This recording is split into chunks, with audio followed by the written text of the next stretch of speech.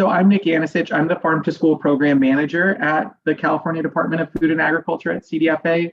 I'm on here with Amy Garfinkel, our statewide network lead, and Rachel Finkus, our special projects coordinator. And then there's other CDFA staff also on the call. So if you're other CDFA staff and you're on here, please share in the chat. I think Jackie is here from our Central Coast team. And it's just good. So we have staff all over the state that we're really excited to support these projects. So this webinar today is an information session on the 23-24 California Farm to School Incubator Grant Program.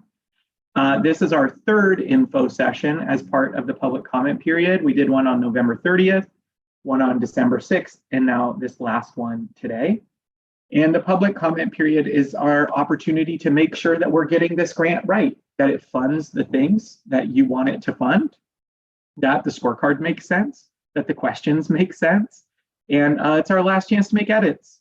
So we want to go out to the public and get a bunch of feedback. This info session is being recorded and it will be posted online. So if you want to go back and replay it, I think it'll be pretty tight to the deadline. What's the deadline? That's not on here. It's tomorrow at the end of the day. 5 p.m. or 6 p.m. December 14th by 5 p.m. Pacific time. If you send it to us at 5:05, we're still accepting it. So that's an ish deadline. You're still good there. So this recording will be made public on the webpage, but just watch any of the other ones if you want other info. So that'll be there. All right, so for public comment period, we have a culture of support and collaboration at CDFA. When we are designing the grant, the things that we're thinking through and the questions we are asking ourselves are, how can we simplify this? How can we help people apply? How can we celebrate and validate the work that's already being done while also encouraging them to do more with our grant? And then last, how can we create lasting impact? So we're always thinking about those 1, 2, 3, 4 questions while we're designing. While we're designing, we're also thinking about the practices that we implement as the Office of Farm to Fork and as the Farm to School Network. We want to offer support and technical assistance, so asking questions and being available for people who are reaching out. Within our grant, we have office hours, and then beyond our grantees, we have our communities of practice with peer-to-peer learning, where people can cross-pollinate across the state and take learning from Arcata and share it with people in San Rafael. We share it with people in the LA area, we share it with people in Santa Cruz. We want this cross-section of farm to school and all of these folks to be able to meet and share and learn and grow together. It's a really exciting time for farm to school to have so many different types of stakeholders, farmers, school nutrition, aggregation facilities. Everybody is interested in farm to school right now. Okay, so getting into the grant. Ooh. I scrolled. So getting into the grant, the California Department of Food and Agriculture 23-24 California Farm to School Incubator Grant Program will award competitive grants to support projects that cultivate equity, nurture students, build climate resilience, and create scalable and sustainable change. So across all 4 grant tracks, we are trying to do these things: cultivate equity, nurture students, build climate resilience, and create scalable and sustainable change. Also across all 4 grant tracks, we have these funding priorities: to engage students from underserved communities, which is defined in the draft RFA that Amy put in the chat, to fund projects that include small to mid-sized California food producers, to fund projects that include veteran California food producers, socially disadvantaged California food producers, and limited resource farm households in California, and to fund projects that include California food producers who utilize climate smart ag practices, climate smart ag production systems, like certified organic or transitioning to certified organic, other regenerative strategies that increase resilience to climate change, improve the health of communities and soil, protect water and air quality, increase biodiversity, and help store carbon in the soil, or utilize sustainable pest management practices. And then lastly, we try to fund projects and we aim to fund projects that are distributed geographically across California to the greatest extent possible. And we set aside up to 10% of all available grant funding for awards for tribal governments and tribal-based nonprofits in order for those communities to be able to access farm to school.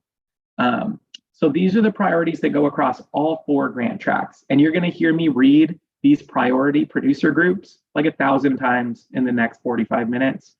So small to mid-size, veteran, socially disadvantaged, limited resource, and then producers using climate smart ag practices and that whole thing. Okay. There are 4 funding tracks proposed. Track 1 is the Farm to School TK through 12 Procurement and Education Grant. Track 2 is the Farm to School Technical Assistance Grant. Track 3 is the Farm to Early Care and Education Grant. Track 4 is the Farm to School Producer Grant. And just FAQs here, no, currently under the proposed rules, you cannot apply to multiple tracks, but yes, you can apply to any of these tracks if you have an existing grant with us. So that is allowed. If you already have funding for Farm to School, you can still apply. The most important thing to know about the info session at this time and about the grant at this time is that everything that we're sharing with you here is a proposal. This is what's proposed, and we have these sessions so that you can give feedback and ask questions to understand and help us make sure that when the grant actually does open, it's going to fund the things in alignment with our goals and priorities that we've outlined here. So we really encourage you to use the links in the chat, the one to the grant webpage and to the draft request for applications, in order to review these documents in detail and provide specific feedback for us. So within this info session, we're going to give an overview of the proposed track. We're going to review the proposed eligibility. We're going to review the proposed funding track details like the grant term, award amounts, allowable costs, and the reporting, and then the proposed application and scoring, and give examples of a past project where we can, as it's relevant. At the end, we also have a proposed grant timeline, which honestly, a lot of that's TBD until we get this first one up and out and open for applications. So that's what we're going to do in this info session. And again, the links to all the specific details are in the chat right now and on our webpage. We don't have time for me to read every word in the application. Okay. And then I see a question. I assume you can apply as a partner in a grant in one track and a lead grant in another track, correct? We'll get into that, Wendy, in the eligibility as we go through each one. Okay. So track 1 is the TK through 12 Farm to School Procurement and Education Grant. You guessed it, this funds procurement and education at TK through 12 sites. So track 1 will fund individual public school districts, county offices of education, charter schools, and tribal schools in California that are school food authorities to establish new or expand existing farm to school programs. These projects all need to do 2 things. They need to have a procurement element and an education element. So every project needs to procure California grown or produced whole or minimally processed foods for incorporation into school meals, especially foods from producers that utilize climate smart ag practices, small to mid-sized food producers, veteran food producers, socially disadvantaged food producers, and or limited resource farm households in California. And on the education side, the projects need to engage students in hands-on food education opportunities, especially standards-aligned and culturally relevant opportunities led by credentialed or certificated educators that complement the school meal program's California food procurement efforts. And then lastly, it's optional in track 1, but if desired, applicants can employ farm to school staff and or offer farm to school professional development for staff. We know that you need people to make these projects happen. So we wanted to encourage that here and make sure everybody knew that in our current proposal, that is allowed and encouraged. Here's the proposed eligibility for track 1. You have to be a public school district or a county office of ed or a charter school or a tribal school, and you have to be a school food authority in California operating the National School Lunch Program. The goal and reasoning behind that is that if you're operating the National School Lunch Program, you're taking those federal dollars and then distributing them to your local community. It's a sustainable income source for you to implement and then invest locally. So we're really excited about that opportunity. Here's the proposed details for track 1. The grant term will be up to 2 years with exact dates to be released in the final RFA. So up to 2 years for your project. There's a funding formula for track 1. So you take $15 per student enrolled in your school food authority, and then the minimum award is $200,000, and the maximum award would be $1.5 million. So you would just look at the enrollment, multiply by 15. If it's less than 200,000, then you apply for 200.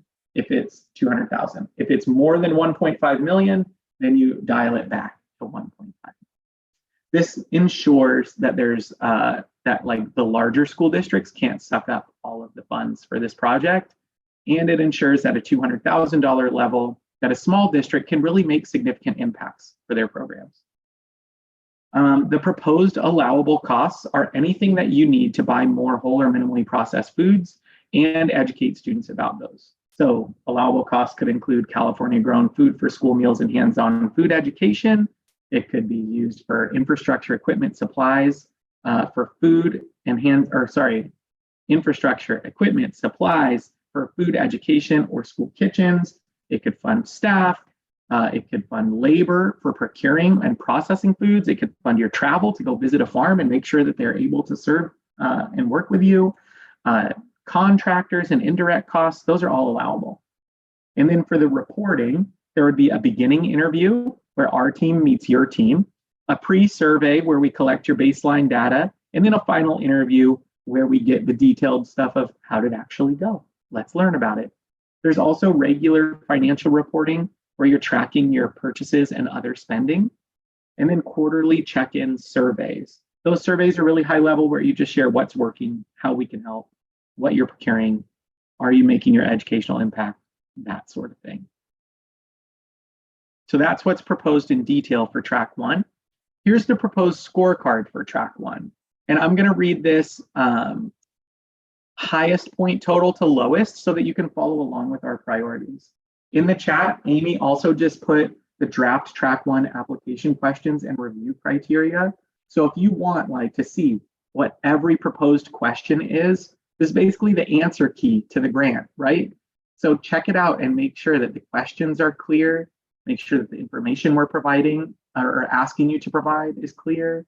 All of those sorts of things, it's great feedback right now. And that's available at the link in the chat. At a high level here, while we're all together on this webinar, the most important section is 35 points, and it's for community need. And that looks at, are you engaging students from underserved communities? The next highest point totals are procurement work plan and budget and your education work plan and budget. Those are each 30 points. And that shows that we equally value your procurement and your education initiative. So unlike some other funding that's out there that's all about procurement or all about education, this one looks at them together. Your procurement work plan section is where you'll include information about those prioritized producer groups in California. So it asks, how is your project including small to mid-sized food producers? How is your project including veteran, socially disadvantaged, and or limited resource farm households? And how is it including producers that utilize climate smart ag practices? So lots of good opportunities in there for you to tell your story about intentional procurement. So those are both 30 points. The next highest section after that is 15 points for organizational commitment and project team, which asks, how does farm to school fit into your mission? And then 10 points for project viability and sustainability. So how will you sustain this beyond the duration of the grant? And does your budget and everything align with your proposed project? So that's what's proposed there for track 1. Again, if you fall into this category of eligibility and you're interested in this, we really would love for you to use the link in the chat to look at the specific application questions and send us notes and feedback. Okay. Here's a project example from 2022 that we feel like really aligns with what's described here in the 23-24 application. So this past grantee is the Yucaipa Cali Mesa Joint Unified School District, which is 13 schools that they represent. Their award amount in 2022 was $150,000. This year, under the proposed rules, they'd be eligible for $200,000 for their project. So they could do even more. The project activities that they did in their grant are providing hands-on local farm field trips that incorporate next generation science standards. So that was their educational element. And then they increased procurement of seasonal fruits and vegetables from local farms for school meals, including from the farm providing the field trips. So that was their procurement element. And you can see what's great about this project is that the procurement element connects to that education element so that the kids will know, oh yeah, this is the food that I got on the field trip that was so delicious and fresh, and here it is in the cafeteria. And it's also aligning to their standards, how to credential teachers. So it's really exciting that you can create these wraparound projects where nutrition services, a local farm, and educational services are working together to help kids learn about food, learn about science, and eat healthy, nutritious stuff, delicious stuff. So that's an example of a track 1 project. Okay, so track 2, this is the Farm to School Technical Assistance Grant overview. So track 2 is one of the grants, if you've been with us for multiple years, track 2 has really evolved. So this is an opportunity to kind of give us feedback on how this has been on here. And like Wendy was asking earlier, she's been here for at least 2 years, probably more now, maybe 3, to figure out how do these organizations fit together. So track 2 is the Farm to School Technical Assistance Grant. This is the overview. Track 2 will fund farm to school technical assistance organizations to help California school food authorities and California food producers implement resilient and sustainable farm to school programming. Technical assistance projects must build school nutrition, educator, or producer capacity to implement farm to school programs, and focus technical assistance in one of the following categories. They can focus technical assistance in school food, where they would help California school food authorities implement farm to school procurement programs. They could focus technical assistance in the education bucket, where they would help California school food authorities implement hands-on food education programs in TK through 12 settings, especially programs that are standards aligned, culturally relevant, incorporate credentialed or certificated educators, and complement the school meal program. Or they could focus technical assistance on producer training, where they would help California food producers sell products to California school food authorities. Here's the eligibility. So farm to school technical assistance organizations are eligible to apply. That's a huge bucket because there's so many types of organizations that provide resources and support in the farm to school space. Just in the chat, we saw that there were farmers here, there were school nutrition people here, there were school gardeners here, there's educators, there's support organizations. So there's so many different ways that you can help advance farm to school. So we tried to create a broad definition. So what's proposed is that any of the following organizations that A, have an established history supporting California school food authorities or California educators with implementing farm to school initiatives, or B, have an established history of supporting California food producers and institutional food procurement.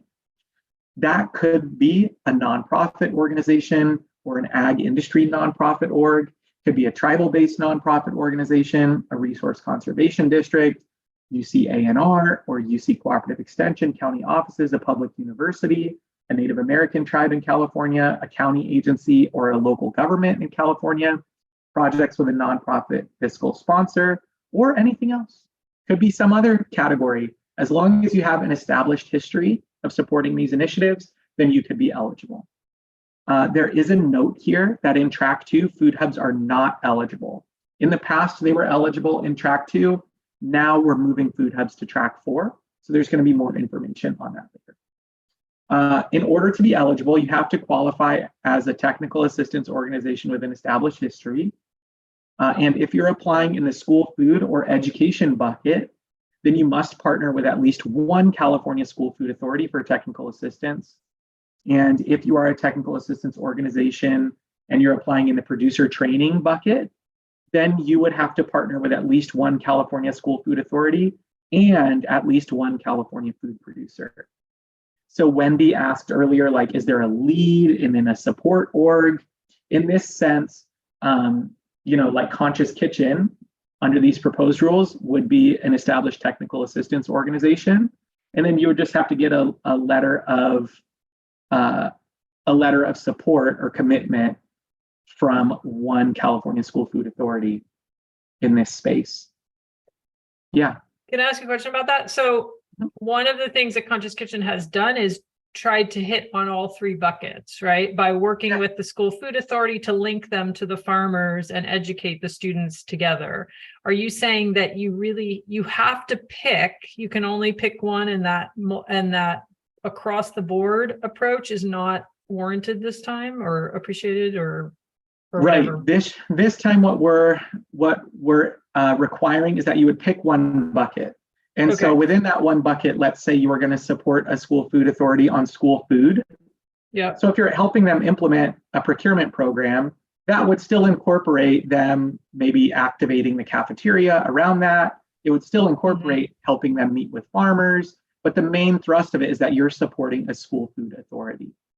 Okay. And really focused in on the school nutrition program. The reason why we created these categories is because there's so many organizations that have unique specialty areas.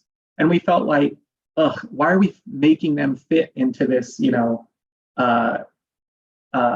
like this umbrella approach? Let's let people use their expertise and not make them operate out of their zone of genius. So we tried to create these buckets where people are able to just thrive where they're at. Can I ask a follow-up question? Yeah. So if in a situation where you do an umbrella, but you want to look at it from one direction or the other as your priority, are you allowed to say, here was how we would do it if we looked from this perspective, and here's how we would do it from the other perspective? It seems like you can only apply once. So do you have to just choose, or would we be able to submit two applications to the two different categories? That's a great question. So we don't know exactly right now. I'd say if you have a preference, either way, we'd really encourage you to email us with a public comment with what specifically you would prefer. And this is great for everyone on the call or anyone who's watching the recording. When we get feedback, we really love for it to be specific so that we can know exactly what it is that you think should happen. If you're just like, hey, you should fix it so that people could apply to multiple tracks, like, that's kind of helpful. But if you're like within track 2, it would be very, specifically, if we could apply to multiple buckets, that would, the more specific your comment is, the more we'll be able to, identify it, understand it, and if we deem it necessary, make changes to the RFA. Yeah. Thanks. Yeah, thank you. And for others, if you have questions throughout, you can use the chat, or at the bottom, you can use the reactions button. You can hit reactions and raise hand if you want to do that also. Okay, so that's proposed eligibility for track 2. Here's the proposed grant details. I got to speed up. It's already 3:27. Here's the proposed grant details for track 2. The proposed grant term is up to 2 years. So again, same as before. In this one, there's no funding formula. So the technical assistance organization will just say, here's how much we need in order to implement this type of project. And they'll choose between $50,000 and $500,000. The allowable costs proposed is anything you need to build school nutrition, educator, or producer capacity to implement farm-to-school programs. So if you wanted to use funds for California-grown food for hands-on food education, you could do that. For staff, you could do that. Travel, contractors, indirect, infrastructure, equipment, supplies, that's all okay. The only thing that we're flagging here that would not be allowed in track 2 is using grant dollars for food procurement for school meals. So if a school district wants to use dollars for food procurement for school meals, apply to track 1. That's where we have all the procurement tracking mechanisms and all the support in that space. So we try to keep the help, we try to keep the program elements aligned with where the help is. So in track 1 is where the procurement support is. All right, reporting is the same as before: a beginning interview, pre-survey, and final interview, regular financial reporting where you're tracking spending, and then quarterly check-in surveys where you're sharing what's working, what you might need help with, strategies, etc. Okay, here's the proposed scorecard for track 2. Again, I'll do it highest point to lowest. So in this one, the highest point total is 35 points proposed for the technical assistance work plan. So that's asking, how are you including small to mid-sized food producers in your application? How are you including veterans, socially disadvantaged, or limited resource farm households? How are you including producers who utilize climate smart ag practices and production systems and all the rest? And then how are you going to help those partners that you listed in your application? That's what we're giving the most points for. After that is community need. So how are you engaging students from underserved communities? Or if you're applying in the producer track, or how are you including those producer groups that we've prioritized for funding? So that's 25 points, community need. After that is 15 points for organizational commitment and project team. So how does Farm to School fit into your existing mission? And 15 points for your Farm to School experience. So how much experience do you have supporting organizations or implementing Farm to School? And then the last is 10 points for project viability, budget, sustainability, et cetera. I think one thing that's important to note about track 2 is that because it's evolved in this new way, we don't really have a perfect project example to share with you. So, in the past, like we've kind of hinted at it here in the chat, there used to be a lead organization and a regional focus or a statewide focus. Here, it's just about providing technical assistance. Okay. Here's the proposal for track 3. It's the Farm to Early Care and Education Grant. It's proposed that track 3 will fund child care centers in California and Farm to ECE technical assistance organizations to establish new or expand existing Farm to ECE programs that procure California grown or produced whole or minimally processed foods for incorporation into meals, snacks, and or food boxes for young children, especially from producers that utilize climate smart ag practices, small to mid-sized food producers, veteran food producers, socially disadvantaged food producers, and or limited resource farm households in California, and engage young children in hands-on food education opportunities, especially standards aligned and culturally relevant opportunities led by educators with a child development teacher permit that complement the meal programs and or food box programs, California food procurement efforts. So similar to track 1, there's a procurement element and an education element. It's also optional in track 3 that if you want to, you can employ a Farm to ECE staff or offer Farm to ECE professional development for staff. Here's the proposed eligibility for technical assistance organizations or child care centers. Because the child care centers one is shorter, I'm heading there to start us off. So in order to be an eligible child care center, you have to be located in California. You have to provide care for all or part of the day. You have to be a single site or multi-site center.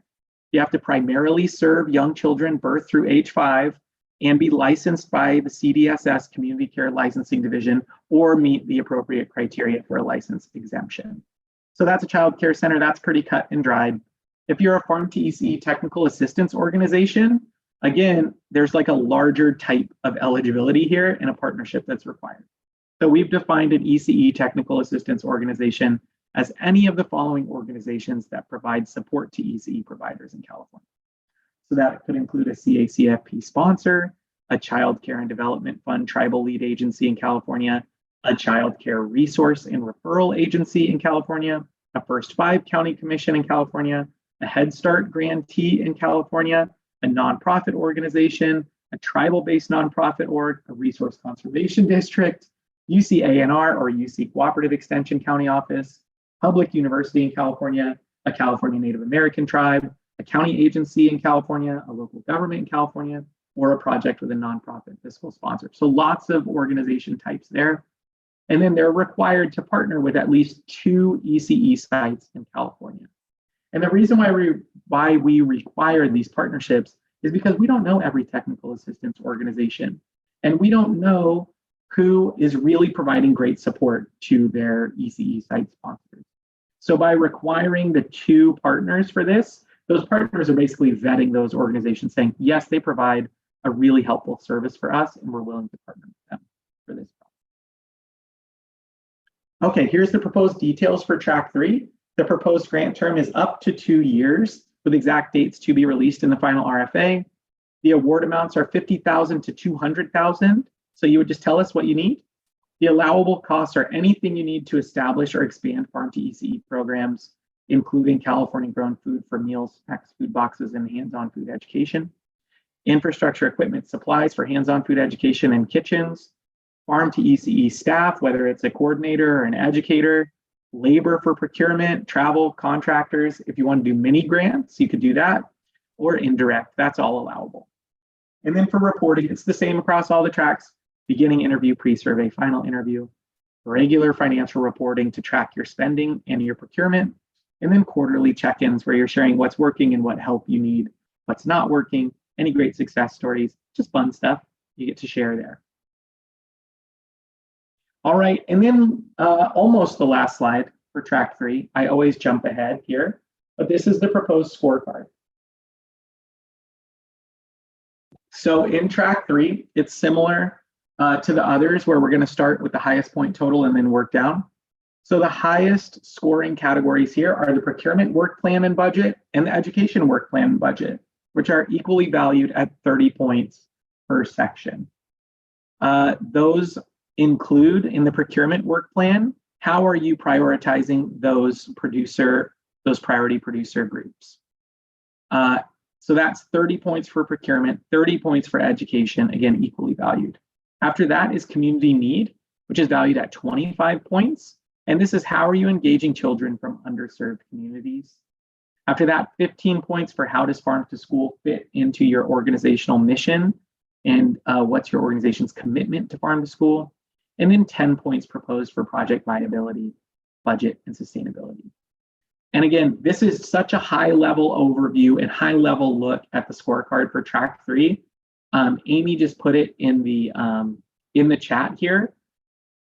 If you click that link in the chat for the draft track 3 application questions and review criteria, it has every proposed question and scoring guide for proposed for track 3. So you can look at these categories and look at specifically how we're determining each of those things. And we would love your feedback on those. Okay, and here's a project example from track 3. The grantee was the McCarthy Family Child Development Training Center. They were awarded $200,000, and their project activities included procuring locally grown produce for children's meals, providing food boxes with locally grown foods to families, implementing seasonal food taste tests for children, collaborating with a composting organization to plan and implement a composting, I got to move the chat box, system at the center and include education for staff, children, and families, and implementing a food-based curriculum for children, including planting, growing, and harvesting. So you can see again that in track 1 and in track 3 that these projects, they're holistic in that they're looking at the nutrition services work and connecting it to the education activities. And in this case with ECE, really specifically connecting it to the opportunity to work with families also. So it's really exciting that you could wrap around these projects and get funding for something that's really difficult to do, which is to align all these different projects and programs. Okay, all right, there's one more track here that we're going to do an overview on, and then we're going to go into a Q&A. So if you have questions, please, we're going to have plenty of time to go through them all, and we're going to stay on and make sure you get the opportunity to be heard. So we're going to go into track 4. Track 4 is the Farm to School Producer Grant. Track 4 is proposed will fund California food producers and public serving food aggregation and distribution enterprises to increase production, processing, and or distribution capacity to sell California grown or produced whole or minimally processed foods to the school food market. Funding will prioritize small to mid-sized food producers, veteran, socially disadvantaged and or limited resource food producers, and food producers utilizing climate smart ag practices and production systems. So there's 2 eligibility types now in track 4. The simpler one here is a California food producer. So what's a food producer? It's a person, group of individuals, nonprofit, or California Native American tribe that leases, rents, or owns land in California and cultivates crops, raises livestock, and or uses indigenous food production practices on this land, and or they're a California seafood harvester. So that is the California food producer definition. It's also allowable now in track 4 that you could apply if you are a public serving food aggregation and distribution enterprise. And we know that that is an absolute mouthful, and it's a brand new term that it's like very government speak. So we tried to define it here in simpler terms. I'm going to try to get my head out of the sun in case anyone's looking at that. But the definition, often called a food hub, this entity serves as a supply chain intermediary for local or regional farms or ranches, particularly those that are optimizing climate smart ag production practices or methods and following all state labor practices. An eligible enterprise must prioritize to the greatest extent possible, but is not limited to, serving farms or ranches that are 500 acres or less, cooperatively owned, or owned by farmers who are socially disadvantaged, beginning limited resource, veterans, or disabled. Additionally, an eligible enterprise must handle 100% California grown products within California, or be able to farm identify sourcing for 100% of products to ensure state dollars support California farms and ranches. So what we're proposing here is that individual producers can apply, or these food hub type organizations. Sometimes people call them aggregators or wholesalers. Some of them are like regional brokers. Everyone kind of has here, but we're trying to make sure that the public serving food aggregation and distribution enterprises are eligible for funding in this category. So I'd love feedback or notes on that definition if you're here with experience in that space. Here's some more specific eligibility clarification in Track 4. In this grant program, the term food producer does not include school-operated gardens and school-operated farms.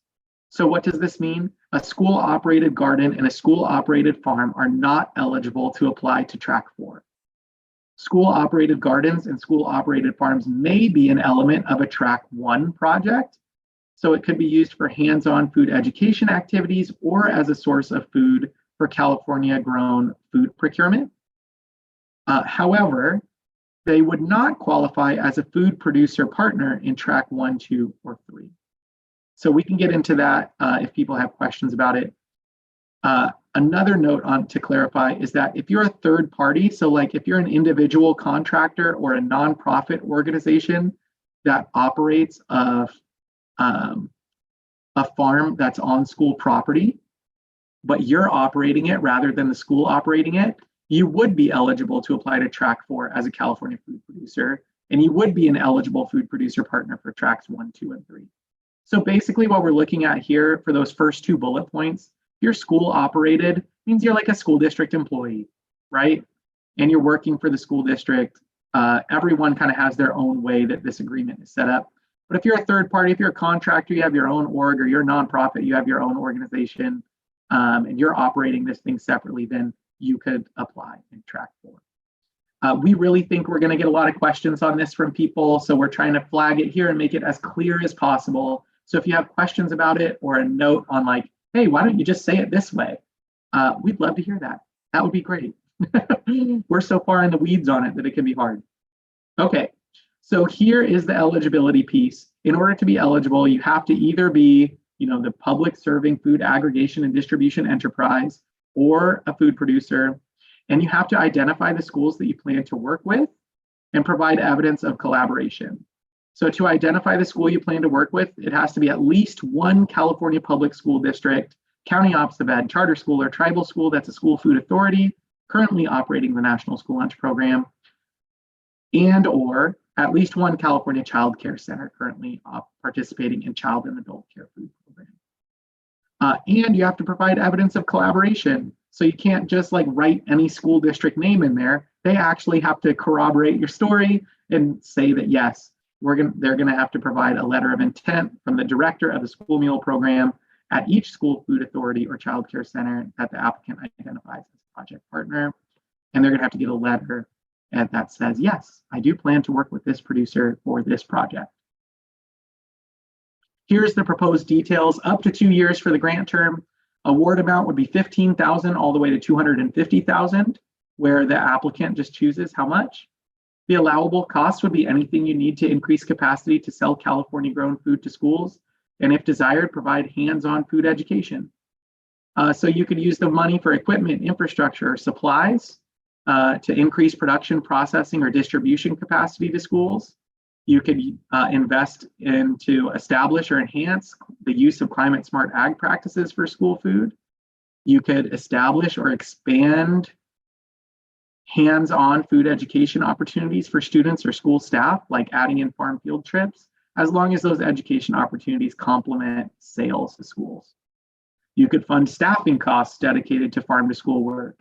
You could fund certificates, licenses, or insurance needed to sell food to schools and go through a food safety process if you needed to improve food safety in order to access school food. And you could fund your travel, contractors, or indirect costs related to the project. So that's what's proposed there.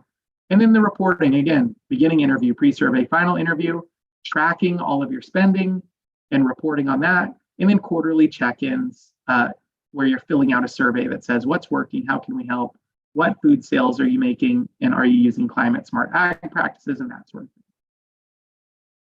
Okay, and then here's the last track, the last proposed scorecard for you, and then we have a project example. So track 4, Farm to School Producer Grant. The highest point total here is 25 points for your production practices and or your aggregation and distribution practices. So that includes, are you supporting climate smart ag practices and production systems? Then there's 20 points for, we call it foundational information, but it's just like the basics about your project. And it asks, who are you? Are you somebody who fits into one of these priority producer groups as a small to mid-sized food producer or a small to mid-sized public serving food aggregation and distribution enterprise? Almost couldn't say it there. Or are you a veteran, socially disadvantaged, or limited resource farm household? So there's all of those resources there. That would be 20 points. 15 points for your organizational commitment. How does farm to school fit into your farm's identity and into the work of your organization? 15 points for your farm to school work plan. How does this, how do you plan to implement this project?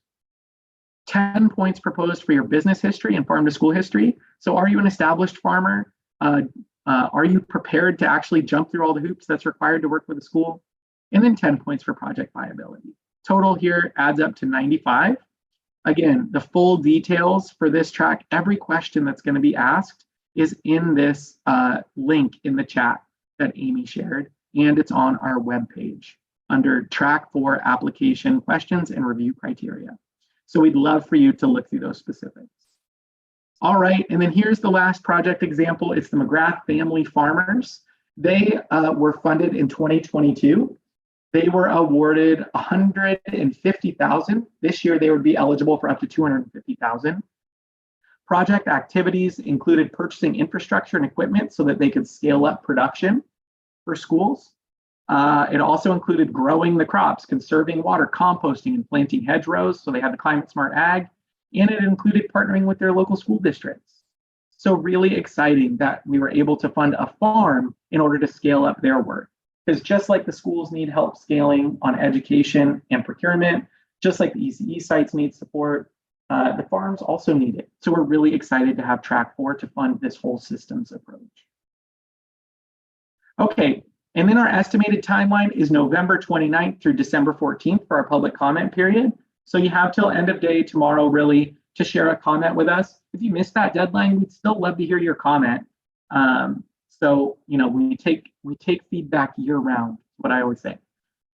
It's estimated that like the last week in January 2024, that we would have applications open in an online application portal. Every week throughout the application period, we'll do Q&A Zoom sessions. So, and then we would propose right now that it would close in March. So open in January, close in March. And then during the spring, we would review every single application that comes in. And then we can't really say right now when the announcement would be made on who gets the grant and who doesn't, and when the grant term would begin. Because if we get 2,000 applications, it's going to take longer to review. So we just have to wait and see how many apps come in. In our final RFA, which we're proposing to open in January, we would have all of these dates laid out. Okay, so now it's time for more questions and comments. So if you are still on here and you have other questions or notes that you want to share with us, we'd love to talk it through with you. You can do this by putting your questions in the chat. So you could type them into the chat, or you could go to the reactions thing at the bottom of your Zoom, click reactions and go to raise hand, and then we'll let people come off mute and ask questions or share comments that way. All of the links that Amy provided in the chat today to the specific grant track questions and scorecards and RFA and all of that, that's all on our webpage, which is linked here, www.cdfa.ca.gov/CA-F2S grant. And then for your written comments, you can email them to cafarmtoschool@cdfa.ca.gov by 5 p.m. tomorrow. And Rachel just put a link to the grant webpage in the chat also, so you have that there. Okay, so going into questions now, I see Jocelyn put a question in. Hi, Jocelyn. Thank you so much for asking. How many grants were submitted last year? And of that number, how many grants were granted? Fun question. I can't remember. Amy, do you remember? I think it was about 264. And then the number awarded was 120. Yes. Yeah, I remembered 120 because that was our estimate and somehow it was accurate. And 264 applied. This year, I wouldn't be surprised if we got 500 applications. I think that's kind of the number we're preparing for. So that's kind of what I would estimate. This year, it's also proposed that we have $58 million about to distribute. And last year, we only had 28 million. So we'll see how that plays out. Yeah, thank you, Jocelyn. Great question. Other people have questions? Like I said, you can raise your hand or write in the chat.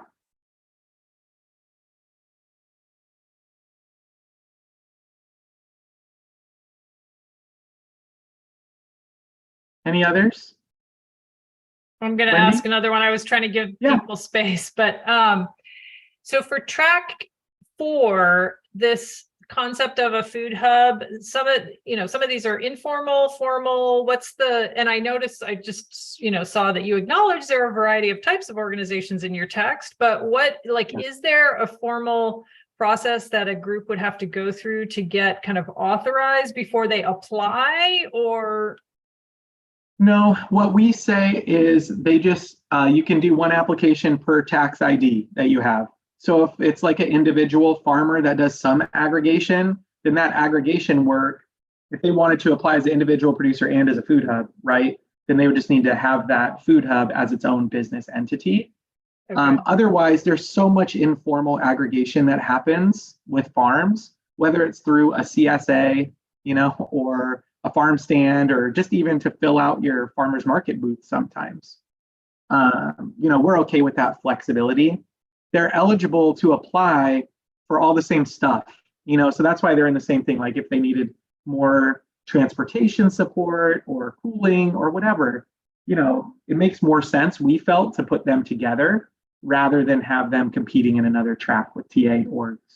So however that they can meet that eligibility is fine.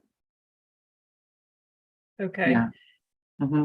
And is there any guidance? Yeah, I guess from a prior, is there any summary information that you would be able to provide in terms of these are the types of applications? I guess the question is more like producers may be trying to apply for cooling versus transport versus planting, right? And if they know that there's more money for one or the other, they may be more interested in that. But if they know that, well, most people applied for the, obviously you don't know. Nobody knows what other people are doing, but I don't know if there's any, it seemed like you have in the past been more flexible about how to distribute the funds based on what comes in. So is that same approach going to happen?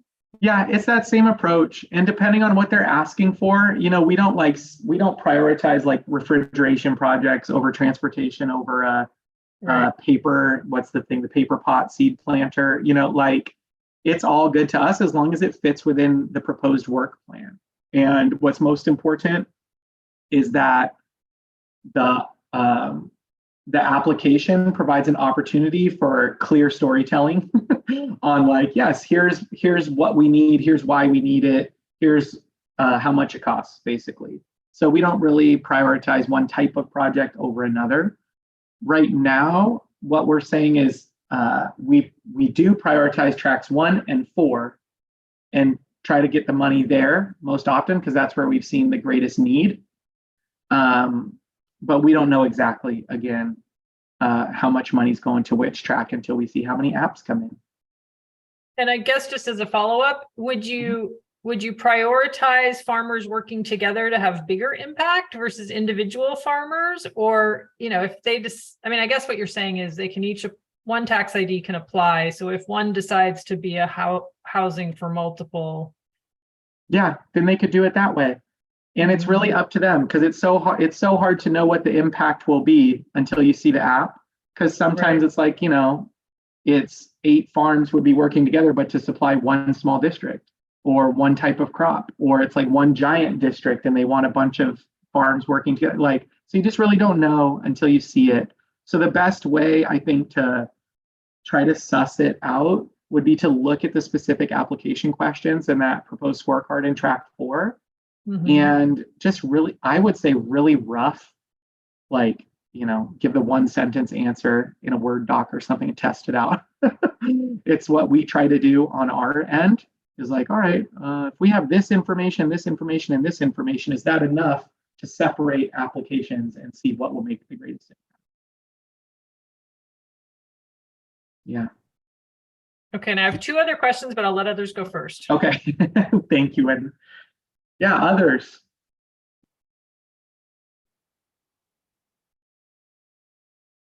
Jacques or Jacques, is funding distributed regionally, or is there weighted value on urban or extremely rural? That's a great question. So we try to distribute them regionally throughout the state and geographically, so that every region has the opportunity to implement farm to school. There is we prioritize scoring for the highest need communities. So that's one way that we do it. But then also, we're going to look at the map at the end. We're going to map every application that came in and make sure that there's stuff happening all over the state. So, at that last step before we make the announcement, it does turn into us as humans analyzing the map and just geographic distribution, making sure that farmers everywhere have opportunity here. I think in the past, we've seen a lot of projects in the Bay Area and around LA, but that's where a lot of kids are too. So it definitely is a balancing act, and we have to see. Our goal is that there's projects all over the state. Yeah, happy to. Okay, other questions in the chat, or people, if they want to raise their hand, we could do that.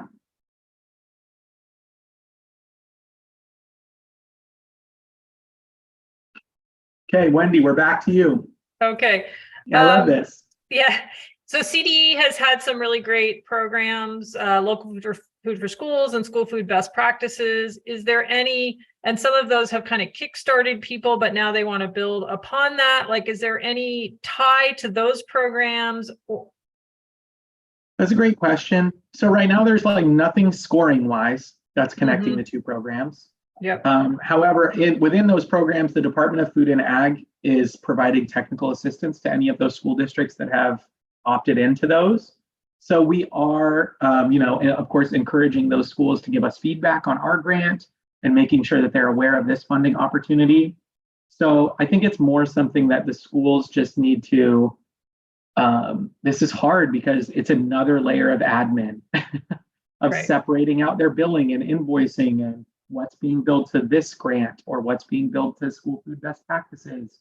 So, it's just another thing for the school to kind of jump through. We're hoping that those were definitely lower barrier to entry programs for the school district. So we're hoping those were kind of the biggest funnel. And then our program is a more competitive version of that. So the people who are, kick-started into it and really want to continue down this path, we hope that they apply.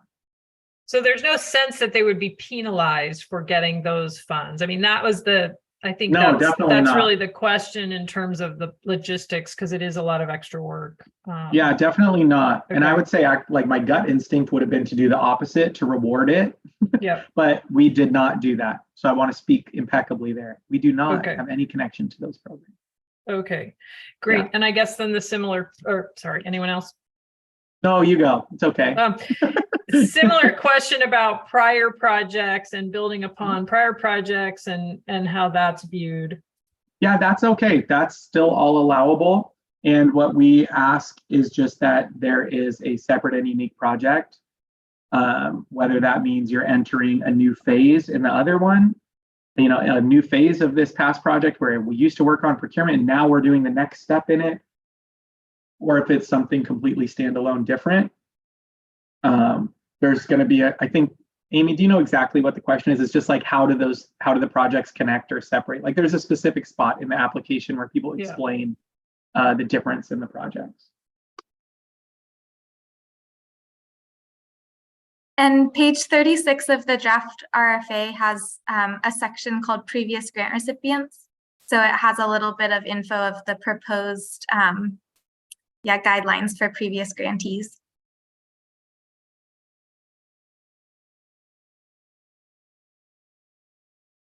Okay. Any other questions? I'm looking for raised hands. I'm looking in the chat, and then also you can always email us. Anything else?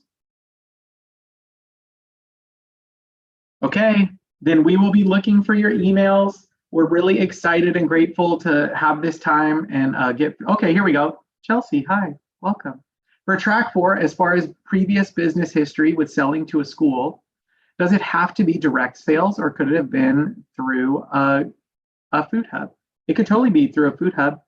All we're looking for is that you have a partnership in place with the school district. And then specifically within those track 4 application questions, would really love for you to look at those and make sure that they make sense to you as a producer who would be going through it. Yeah. Happy to help and really glad you're here early in the process. Okay, thank you. Yeah, I mean, for everyone who's here today, we're so grateful for you because, like I said at the beginning, this is our opportunity to make the changes. This is our opportunity to actually get this stuff fixed and right.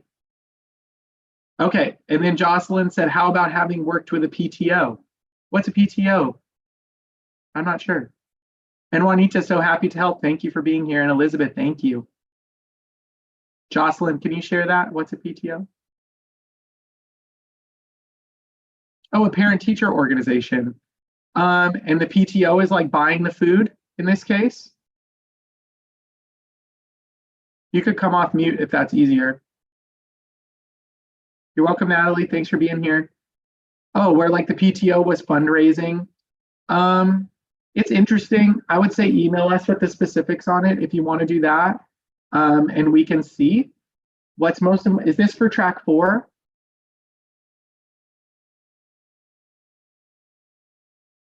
Yeah, for track 4, what we're looking at is just the connection to the person in charge of the meal program.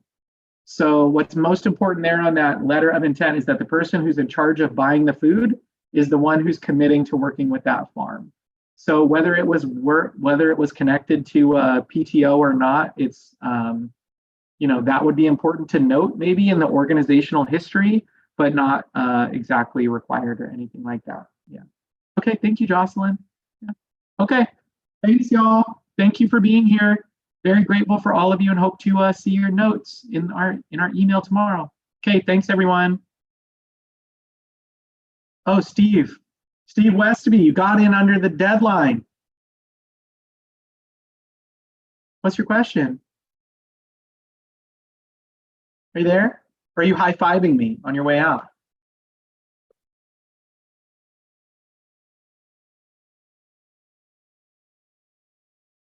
Thank you for your note, Wendy.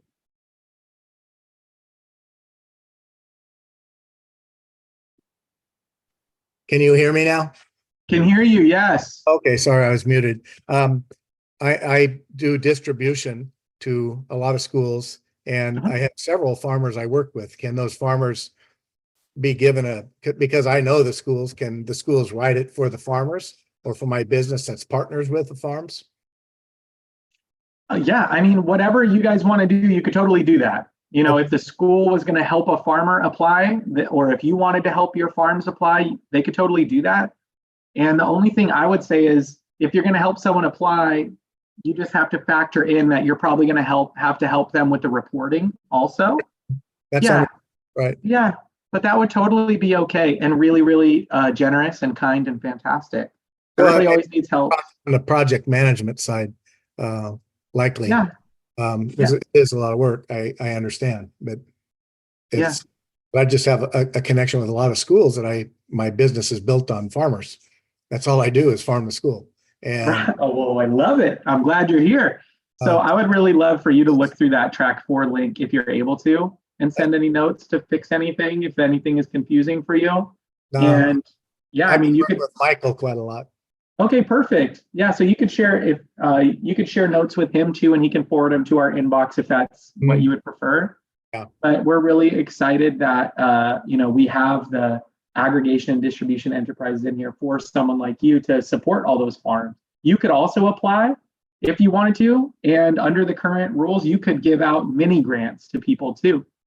But it would be So capped at 250,000. right. Yeah. Okay.